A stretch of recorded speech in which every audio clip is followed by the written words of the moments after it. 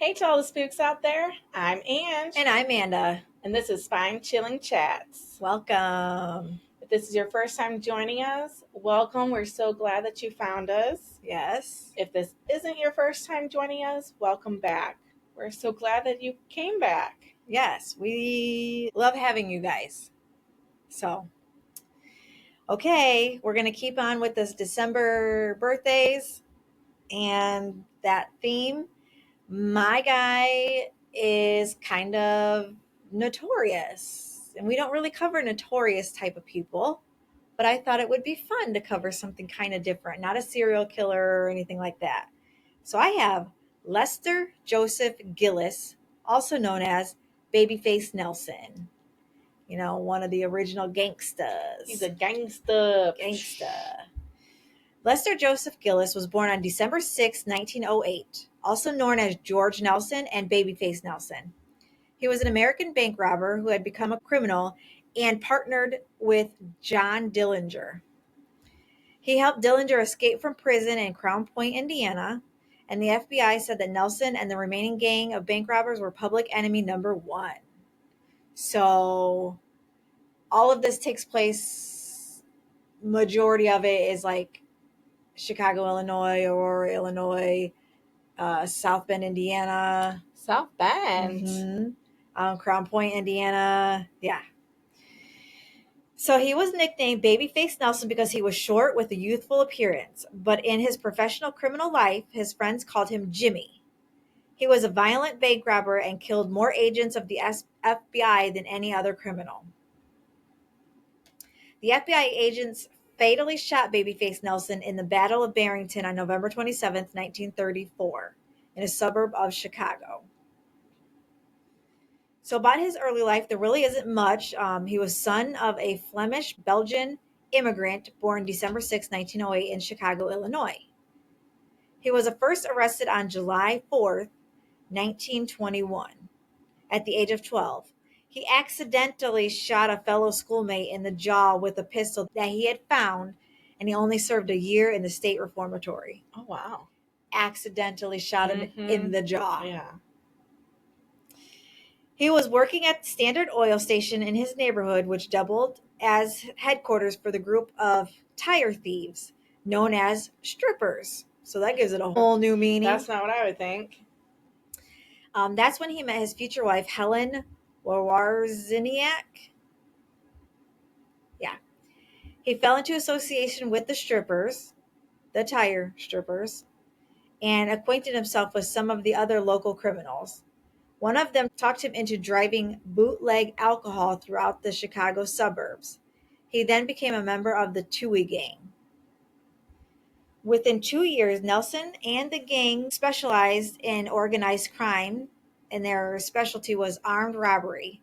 On January 6, 1930, they forced the entry into the home of a magazine executive, Charles M. I want to say it's Richter, but it also could be Richer. Richter. Richter. After roughing him up, taping him up, cutting the lines, and ransacking the house, and stole about $205,000 worth of jewelry, which is equivalent to $3.7 million in 2023. Dang.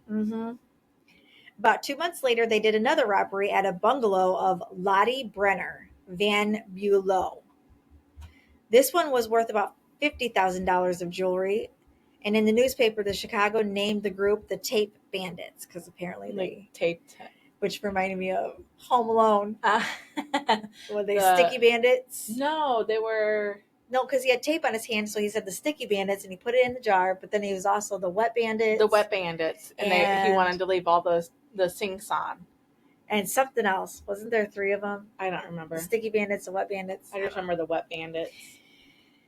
On April 21st, 1930, he robbed a bank for the first time, getting approximately $4,000. About a month later, he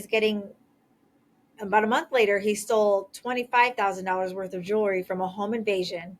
And on October 3rd, he robbed the Ithaca State Bank of $4,600.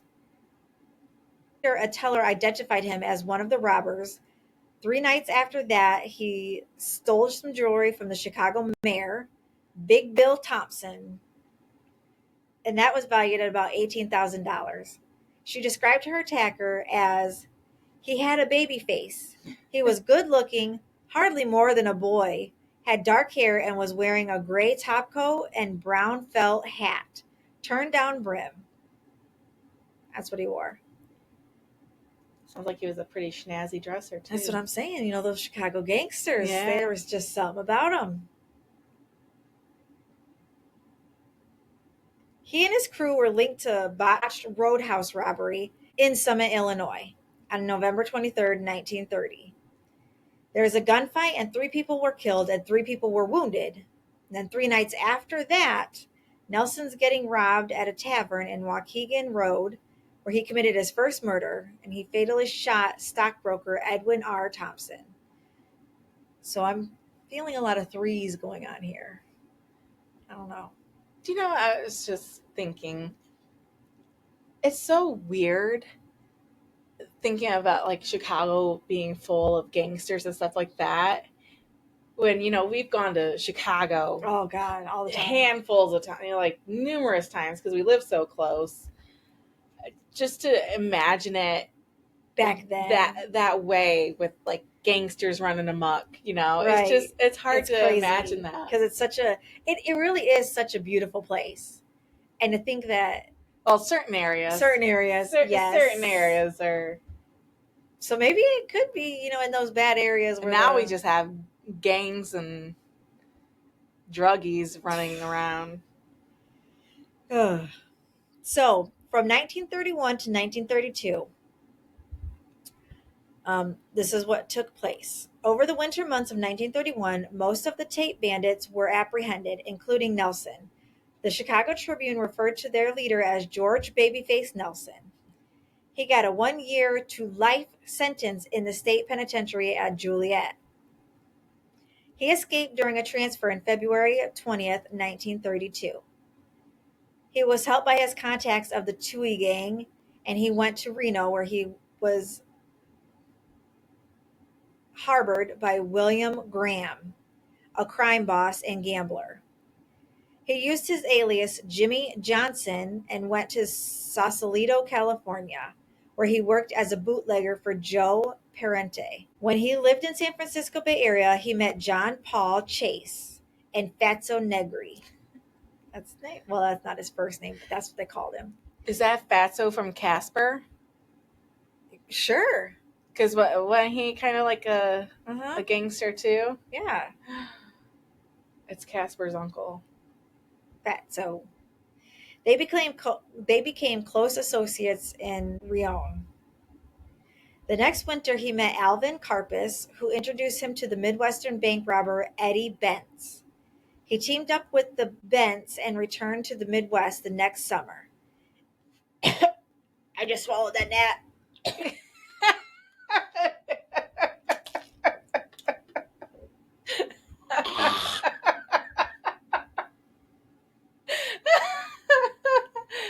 I went to breathe in and I saw it and it went. I had to swallow it because it wasn't coming out.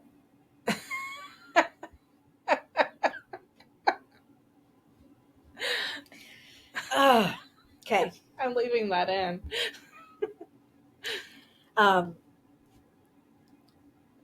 They returned to the Midwest the next summer. He committed a major bank robbery in Grand Haven, Michigan. Okay. And that was on August 18th, 1933.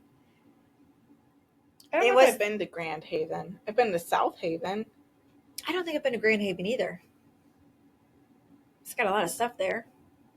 Huh. That was a first in that area. It was not lucrative, and most of them involved made a full escape. The Grand Haven bank robbery convinced Nelson he was ready for his own gang. Through the connections at the Green Lantern Tavern in St. Paul, he recruited Homer Van Meter, Tommy Carroll, and Eddie Green.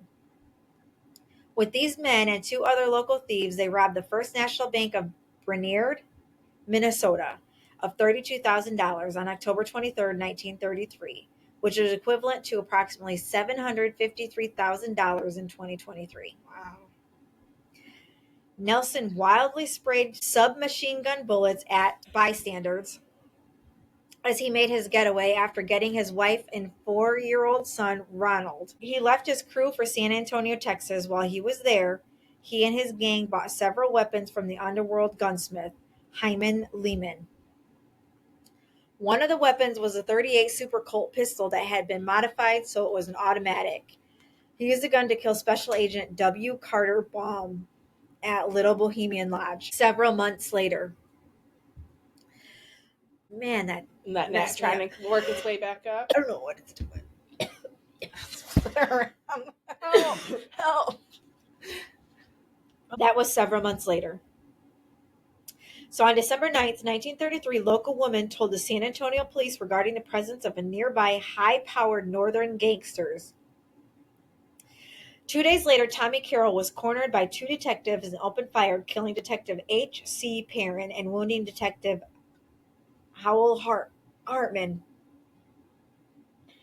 The whole Nelson gang, except for Nelson, fled to San Antonio.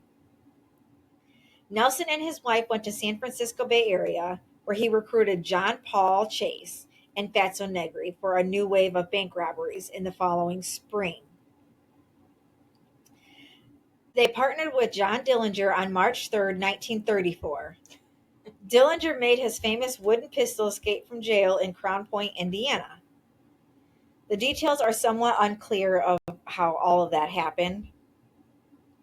So they think it was arranged and financed by members of Nelson's newly formed gang, including Homer Van Meter, Tommy Carroll, Eddie Green, and John Red Hamilton, with the understanding that Dillinger repay some of the bribe money out of his share of the first robbery. The night that he arrived in the Twin Cities, Nelson and his friend John Paul Chase were cut off by another car drove by a local paint salesman, Theodore Kidder. Nelson lost his temper and started to chase the paint salesman, crowding him to the curb. The salesman exited his vehicle and Nelson shot him dead. 2 days after that, the new gang, with Hamilton's participation as a sixth man, which was uncertain, robbed the Security National Bank at Sioux Falls, South Dakota. They got around $49,000. Nelson severely wounded a motorcycle policeman, Hale Keith, with submachine gun fire as he was arriving at the scene. The 6 men were identified as the second Dillinger gang due to Dillinger's notoriety, but the gang had no official leader. On March 13th, a week after the robbery in Sioux Falls, they robbed the First National Bank in Mason City, Iowa.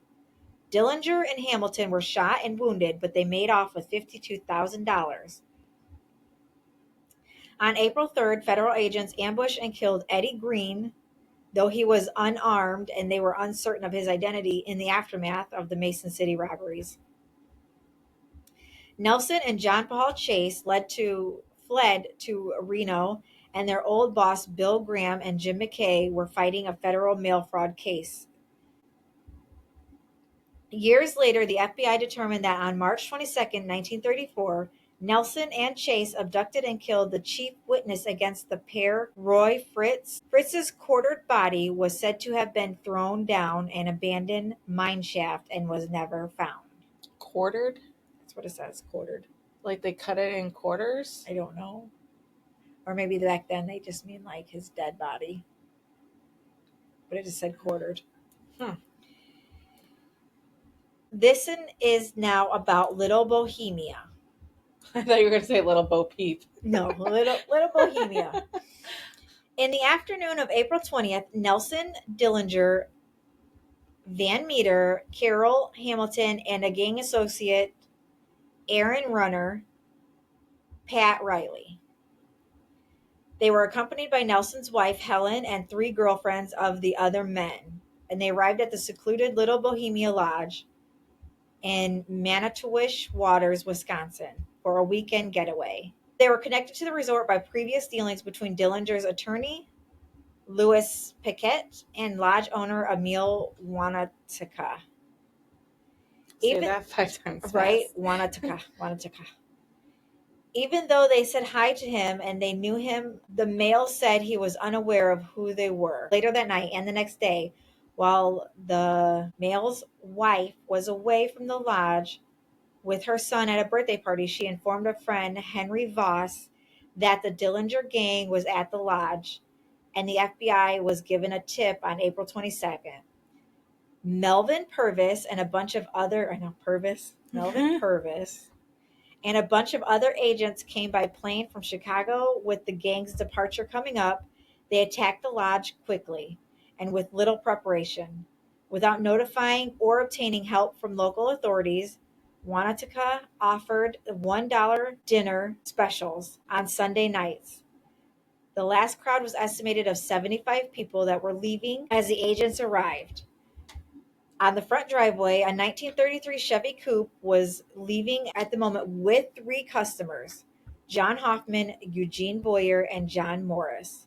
They did not hear the order to haul because of the radio and the agents yelling at them to stop. They quickly opened fire, killing them and warning the others and alerting the gang members inside, adding to the chaos.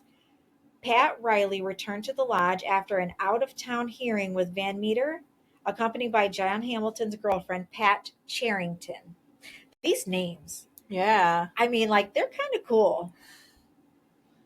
Riley and Charrington backed out and escaped under fire. Dillinger, Van Meter, Hamilton, and Carroll escaped through the back of the lodge, which was not guarded, and made their way north on foot through the woods, past the lake to commandeer or steal a car, and drove to the resort a mile away. Carroll was not far behind them. He made it to Manitou and stole a car, made it uneventfully to St. Paul.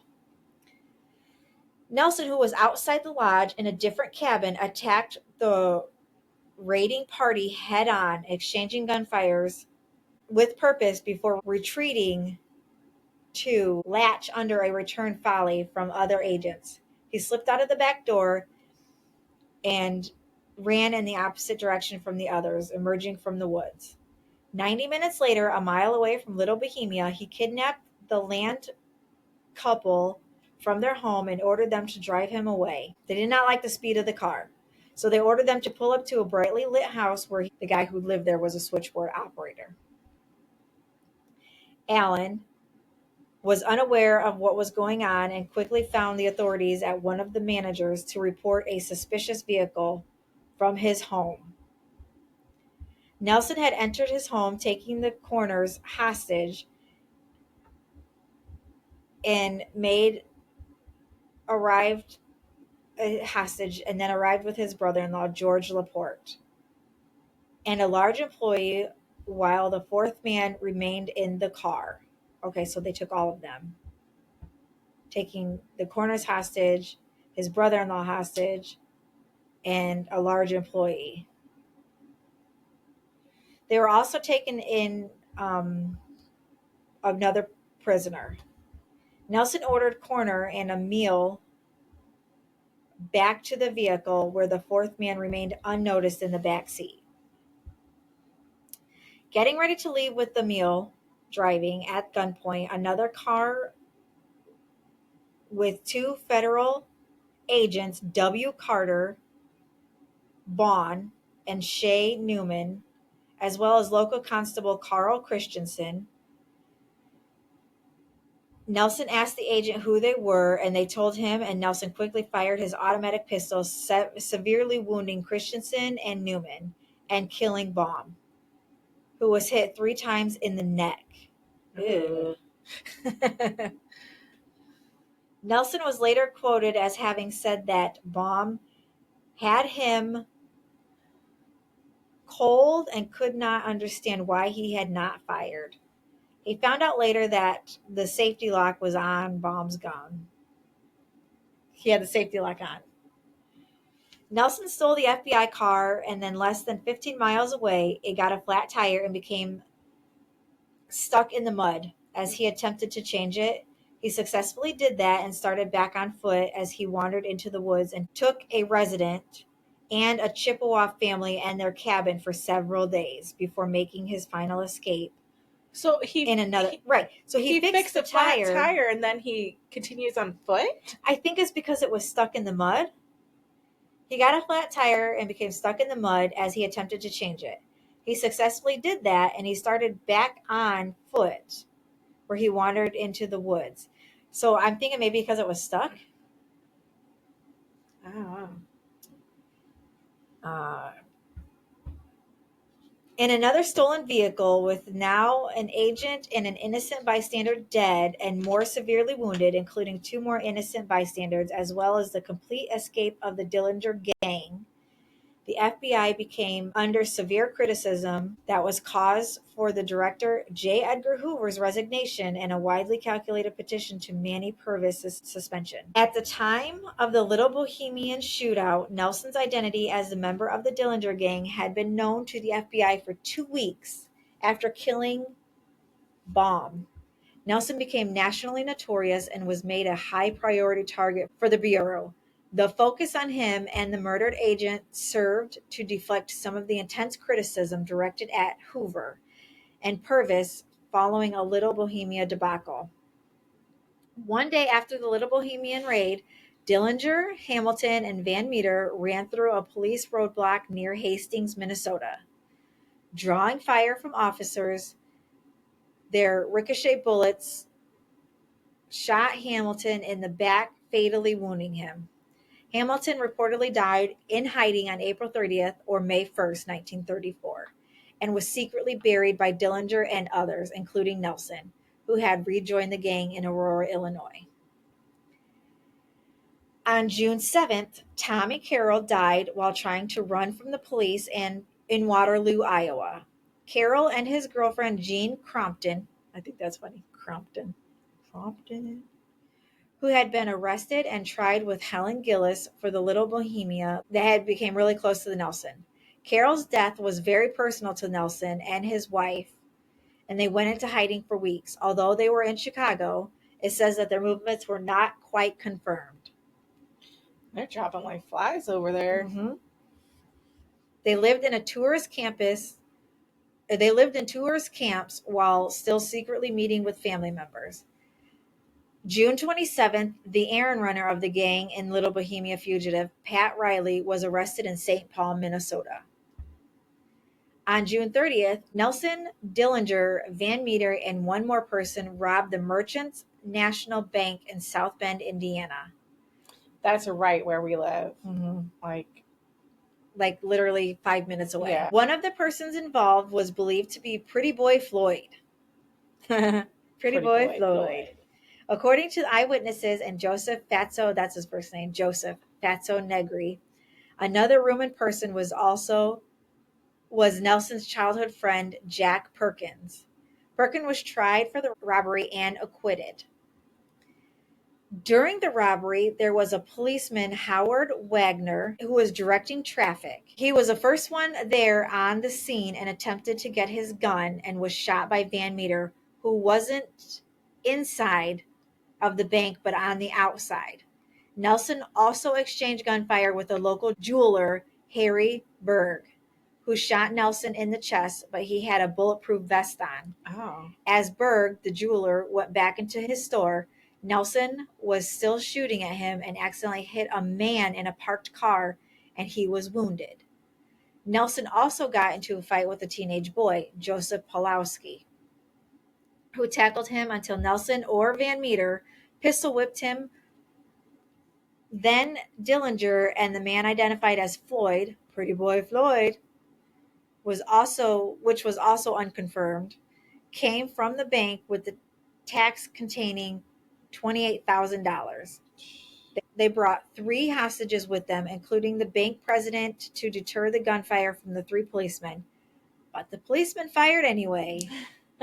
That's how you know you're not important. Wounding 2 of the hostages before grazing Van Meter in the head. They all escaped. Van Meter recovered, but during that whole gunfire exchange, there were innocent people wounded by shots, ricochets, flying, or broken pieces of glass. And that was the last confirmed robbery by all of the men. During the month of July, the FBI continued to search for all of those people. Nelson and his wife flew to California with John Paul Chase, who lived with Nelson for the rest of his life. They all went back to Chicago July 15th for a reunion at their favorite rendezvous site. But the meeting was interrupted by two Illinois state troopers, Fred McAllister and Gilbert Cross Nelson. And Gilbert Cross. Cut that part out. Fred McAllister and Gilbert Cross. Nelson started shooting at them with his converted machine gun pistol, handed up, injuring both of the police officers. Cross's badly wounded, but they both survived. On July 22nd, 1934, Dillinger was ambushed and killed by FBI agents outside Biograph Theater in Lincoln Park, Chicago. The next day, they announced that Pretty Boy Floyd was now public enemy number one. October 22nd, 1934, he was killed in a shootout with agents that included Melvin Purvis, and then J. Edgar Hoover announced that Nelson was now public enemy number one. That was Harry Potter. Him too. I guess I was over in England, though. This is America. Yeah, that's true. We have different Yeah. public enemy number ones. On August 23rd, Van Meter was ambushed and killed by police in St. Paul, Minnesota, and that left Nelson as the sole survivor of the second Dillinger gang. For months after, Nelson and his wife, accompanied by Chase, went to cities like Sacramento and San Francisco, California, Reno, and Las Vegas, Nevada. They stayed in auto camps, including Wally's Hot Springs outside Genoa, Nevada, where they stayed and hid out from October 1st, and then going back to Chicago around November 1st. His movements between his final month of life is unknown. By the end of the month, the FBI had decided that they were going to stake out Nelson's hideout in Lake Como and in Lake Geneva, Wisconsin, where they thought he might return for the winter, which they did on November 27th. Yeah, why would you go back? You know everybody's looking for you. Why would you go? Public enemy number one. Why would you go back to that area? You could have gone anywhere else in the country and been fine. Yep. That's stupid. They came face to face with the unprepared FBI agents who had it staked out. They spread away before any shots were fired. They had a description of the car, a black Ford V8, and a license plate number of 639578. Again, why would you be driving the same car? I don't know. Like, how dumb are you? Baby face. He's a baby. Oh, grow up. Jesus. Jeez. They swarmed into the area. There was a short shootout that took place on November 27th, 1934, outside of Chicago and the town of Barrington. Nelson FBI agents Herman Ed Hollis and Samuel P. Cowley all died. This is how it all played out. The morning of November 27th, Nelson, Helen, and Chase headed south in a stolen V8 Ford towards Chicago on U.S. Highway 12, which is now U.S. 14. Nelson always knew how to spot federal agents. He caught them driving a sedan in the opposite direction that was driven by Thomas McDade and William Ryan. They recognized each other and did several U-turns. They just kept going in circles. By both vehicles. They wound up in the pursuit of the agents. So it wound up Nelson was in behind them. Yes. Nelson's powerful Ford caught up to the agents. Chase opened fire on the agents while Ryan and McDade returned fire. They sped up and pulled into a field and waited for Nelson and Chase, who had stopped pursuing the agents, were unaware that one of their bullet heads punctured the water pump on Nelson's Ford. Mm-hmm. The Ford was losing power. A Hudson automobile driven by Hollis, who had been given credit as one of the agents who fired the fatal shots that killed Dillinger the previous July, and Cowley, they began chasing them. Nelson skidded into an entrance to Barrington's Northside Park. Allison Cowley, who was in pursuit, passed the car by 100 feet because he couldn't stop. He overshot it. and stopped at an angle, and the agents exited their car and a shootout started. It was witnessed by more than a dozen people. Nelson yelled to Helen to take cover in a ditch, and then he and Chase fired at the agents. A single 45 slug from Cowley's machine gun got Nelson in the lower stomach or abdomen. Nelson leaned on the Ford and didn't say anything but exchanged weapons with Chase during the gunfire. Chase heard Nelson complain that his weapon was jamming, and then Nelson swapped it out for a .351 Winchester or Colt Monitor automatic rifle. Nelson moved from behind the car and went towards the agent while firing his weapon. Even though he was wounded, 2 of his bullets struck Cowley, and then several buckshot pellets from Hollis's gun struck Nelson in the legs and knocked him down. Nelson got back to his feet. Hollis, who was probably wounded, moved to a better cover behind a utility pole, because what's better than a car? What's better than a utility pole? I don't know. As he drew his pistol, Nelson fatally shot Hollis in the head. He staggered over to Hollis's body, aimed his weapon at the agent's fallen body for a moment, and then he limped towards Agent Hudson, put him in the car, drove to the car that Nelson had stolen, and loaded up all of the guns from his car and supplies and put it into the car that they were taking. Nelson let Chase drive the 2 men, and Helen fled the scene. Nelson was shot a total of 9 times, and a single ultimate fatal machine gun slug had struck his abdomen, and 8 of Hollis's shotgun pellets hit his legs. The news got it wrong and said that he had been shot and wounded 17 times, because J. Edgar Hoover made a release statement stating 7 to 10 wounds, and they got it wrong and said that he had 17 wounds. Nelson told his wife, "I'm done for," gave Chase directions to drive them to a safe house on Walnut Street in Wilmette, and he died in bed with his wife at his side at 7:35 p.m. Hollis was pronounced dead soon after arriving at the hospital. At a different hospital, Cowley lived long enough to confer briefly with Melvin Purvis and have surgery before succumbing to a stomach wound. Similar to Nelson's, a tip from telephone employee from Chicago's telephone company, Carl Fiery, saw a body on the ground. Nelson's body was discovered wrapped in an Indian pattern blanket by FBI agent Walter Walsh in a ditch on the northeast corner of St. Paul's Lutheran Cemetery in Skokie. He was taken to Heaven's Funeral Home, which both still exist. Helen and his wife later said that she had placed the blanket around Nelson's body because, quote, "he's always hated being cold." Wait, so he died with his wife next to him, Uh-huh.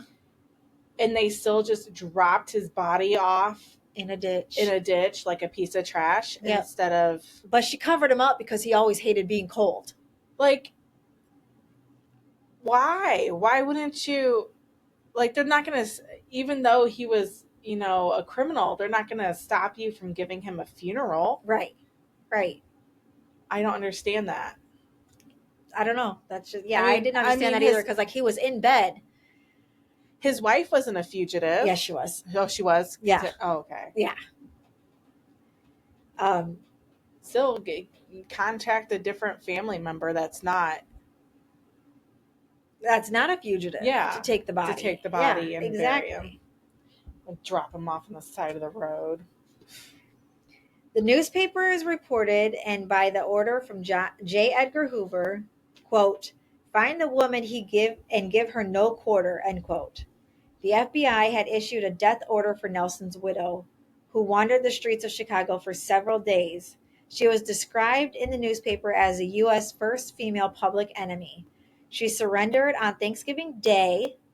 She was paroled after the Little Bohemia debacle, and she served a year in prison for harboring her husband, and Chase was later apprehended and served a term at Alcatraz. In Azkaban. Babyface Nelson and his wife Helen are buried at St. Joseph Cemetery in River Grove, Illinois. Oh, at least they got to end up together. And that is Babyface Nelson, one of the original Chicago gangsters. Gangsters. So, well, that was fun. Yeah, I thought it was something different. Yeah, not just the random murdering that we're used to. Right, like just not some murdering guy. Like he murdered kind of by accident, but not like he did it on purpose, but it wasn't his intention as far as I'm going to go out and kill these people because I have something mentally wrong with me. No, he just went out and killed these people because he was a bad guy. Yeah, he was trying to escape. Yeah. So. Yeah. Yeah. I thought it would be nice to have something different. And he was born in December, and we want the December birthdays. And yeah, so if you guys want to hear stuff like that, or fairy fucking, or aliens, or more glitches in the Matrix, or right into spinechillingchatspodcast at gmail.com. Yes. No hyphen. Or you can go to our website, www.spine-chillingchatspodcast.com. Or you can go to Instagram, Facebook, TikTok, YouTube. Yeah. Leave some comments there. Like, subscribe, share, comment. Go to our website and buy some merchandise. Look at our pictures, our bios, and our spooky Halloween pictures that we did. Yeah. Send us some stories. You can do that through our website or our email. Yeah. And also, we have little murder mystery cases. Yes. I couldn't think of what it was called. Murder mystery games. So there's Murder in Miami. Oops. And Murder at the Eiffel Tower. So if you want us to do these on our podcast, let us know. Or we could do it on Facebook Live, something like that, live stream it. Or we could even do it as like, I don't know, where we just review it for you guys and let you know, or you can interact with us while we do it. If we do it on live, you guys can interact and you can help us. If we just do it as a podcast recording, it'll just be us playing the game and you guys can, see how it all works out.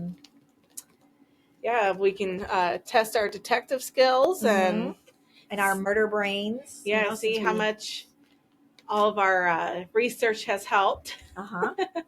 So that's something we could be doing soon. Yes, just let us know if you're interested. We are willing to do whatever. I think it'll be fun. So let us know. Yes. That was everything. Yeah, that was it. We already did everything. Okay, cool. Well, we hope you guys come back. We hope you had fun. And most importantly, we hope you keep it spooky. Bye, guys. Bye.